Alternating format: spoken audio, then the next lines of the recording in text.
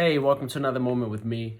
I want to take the time as we close out this year in 2020, as I've been processing personally with my own goals and aspirations and dreams and things that I didn't see come to pass this year, and things that I wanted to happen that didn't happen, and the things that happened, that I wanted to happen.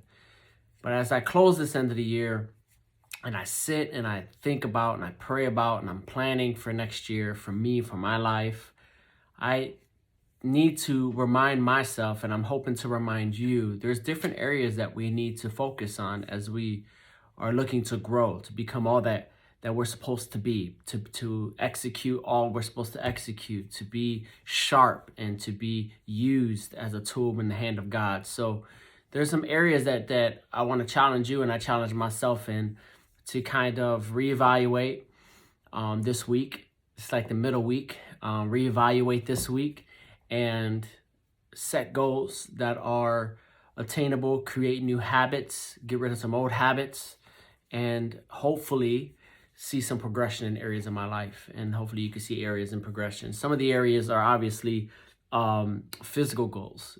What physical goals do you have, in your life? Make sure you set those. Review this past year and then set some good ones for this next coming year. Relational goals. How are your relationships this in 2020, and how could you be better in that area? Intellectual goals.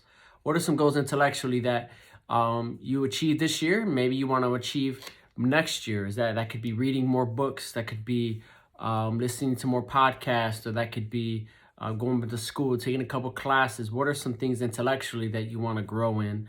Then you have, I said relationally, I said physically, intellectually, emotionally. How are you going to grow? How did you handle your emotions in 2020? If you were anything like me, it was tough. Sometimes it was good, sometimes it was bad. But there are some great resources out there. I know that I've discovered Emotional Intelligence is a great book, and just different books out there that you can learn how to better handle your emotions and my emotions. And so how are we going to grow in our emotional tank, as if it were? And then lastly, which is probably the most important thing, is spiritually. How am I going to grow spiritually? How are you going to grow spiritually? And are there some habits that we can make so that we can within ourselves see progression, see growth? Growth is okay spiritually. Paul told Timothy, he said, give everything you got to the teaching and the studying and the praying, studying scriptures and the praying, so that your growth may become evident to all.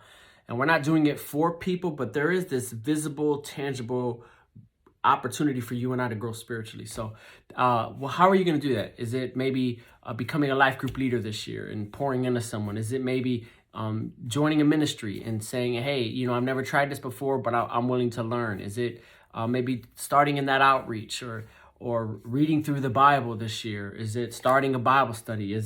What areas can you grow spiritually? We're going to start the year off the right way. We're going to be praying. We're going to be fasting. We're going to make room for God's presence. And that is one of the great areas and disciplines that we can create. God bless you. I hope this puts some things on your mind to think about. And we'll see you on Sunday as we kick off a new series of teachings called Making Room for God's Presence. God bless you.